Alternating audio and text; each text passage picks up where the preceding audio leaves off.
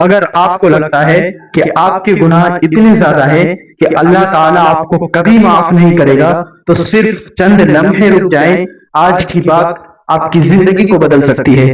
عباس رضی اللہ تعالی عنہما سے مروی ہے کہ قیامت کے دن بہت سے لوگ ایسے ہوں گے جو خود کو تائب سمجھ کر آئیں گے، مگر ان کی توبہ قبول نہیں ہوگی، اس لیے کہ انہوں نے توبہ کر کے توبہ کے دروازے کو شرمندگی سے مستحکم نہیں کیا ہوگا، توبہ کے بعد گناہ کا عزم نہیں کیا ہوگا، مظالم کو اپنی طاقت سے دفع نہیں کیا ہوگا، اور آسان امور کے جواز کے سلسلے میں جو کام انہوں نے کیے ہیں اور ان سے طلب مغفرت میں انہوں نے کوئی اہتمام نہیں کیا، اور ان کے لیے یہ بات آسان ہے کہ اللہ تعالیٰ اس سے راضی ہو جائے۔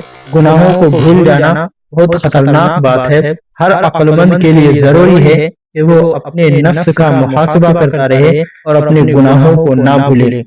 اے گناہوں کو شمار کرنے والے مجرم، اپنے گناہوں کو مت بھول اور گزشتہ غلطیوں کو یاد کرتا رہے۔ موت سے پہلے اللہ کی طرف رجوع کر لے، گناہوں سے رک جا اور غلطیوں کا اعتراف کر لے۔ پیارے آقا صلی اللہ تعالی علیہ وسلم کے پیارے دیوانوں، ہمیں اپنے گناہوں کو کبھی نہیں بھولنا چاہیے کہ ہمارا وجود گناہوں میں ڈوبا ہوا ہے، بلکہ ہمیشہ اسے یاد کرتے رہنا چاہیے اور گریہ وزاری کرتے رہنا چاہیے، اس امید پر کہ اللہ تعالیٰ کو ہماری ندامت پسند آ جائے اور اپنے کرم سے بخش دے۔ عقل مند وہ ہے جو اپنے گناہوں پر شرمندہ بھی ہو اور یاد کر کے گریہ وزاری بھی کرتا ہو۔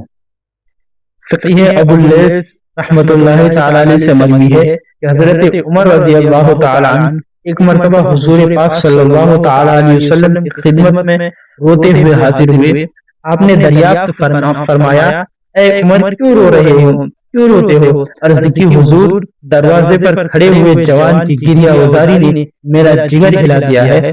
آپ نے فرمایا، اسے اندر لاؤ۔ جب جوان حاضر خدمت ہوا تو آپ نے پوچھا، اے جوان تم کس لیے رو رہے ہو؟ عرض کیا، حضور میں اپنے گناہوں کی کثرت اور رب ذوالجلال کی ناراضگی کے خوف سے رو رہا ہوں۔ آپ نے پوچھا، کیا تو نے شرک کیا ہے؟ کہا، نہیں یا رسول اللہ صلی اللہ تعالی علیہ وسلم۔ کیا تو نے کسی کو ناحق قتل کیا ہے؟ عرض کیا، نہیں یا رسول اللہ صلی اللہ تعالی علیہ وسلم۔ آپ نے ارشاد فرمایا، اگر تیرے گناہ ساتوں آسمانوں، زمینوں اور پہاڑوں کے برابر ہوں تب بھی اللہ تعالیٰ اپنی رحمت سے بخش دے گا۔ جوان بولا، یا رسول اللہ صلی اللہ تعالی علیہ وسلم، میرا گناہ ان سے بھی بڑا ہے۔ آپ نے فرمایا، تیرا گناہ بڑا ہے یا کرسی؟ عرض کی، میرا گناہ۔ آپ نے فرمایا، تیرا گناہ بڑا ہے یا عرش الہی؟ عرض کی میرا گناہ۔ آپ نے فرمایا، تیرا گناہ بڑا ہے یا رب ذوالجلال؟ عرض کی، رب ذوالجلال بہت عظیم ہے۔ حضور صلی اللہ تعالی وسلم نے ارشاد فرمایا، بلا شبہ جرم عظیم کو رب عظیم ہی معاف فرماتا ہے۔ پھر آپ نے فرمایا، پھر تم مجھے اپنا گناہ تو بتاؤ۔ عرض کی، حضور مجھے آپ کے سامنے عرض کرتے ہوئے شرم آتی ہے۔ آپ نے کہا، کوئی بات نہیں، تم بتاؤ۔ عرض کی، حضور میں 7 سال سے کفن چوری کر رہا ہوں۔ انصار کی ایک لڑکی کی فوت ہو گئی، میں اس کا کفن چرانے جا پہنچا، میں نے قبر کھود کر کفن لے لیا اور چل پڑا۔ کچھ ہی دور گیا تھا کہ مجھ پر شیطان غالب آ گیا اور میں الٹے قدم واپس پہنچا اور لڑکی سے بدکاری کی۔ میں گناہ کر کے چند ہی قدم چلا تھا کہ لڑکی کھڑی ہو گئی اور کہنے لگی، اے جوان، خدا تجھے غارت کرے، تجھے اس نگہبان کا خوف نہیں آیا جو ہر مظلوم کو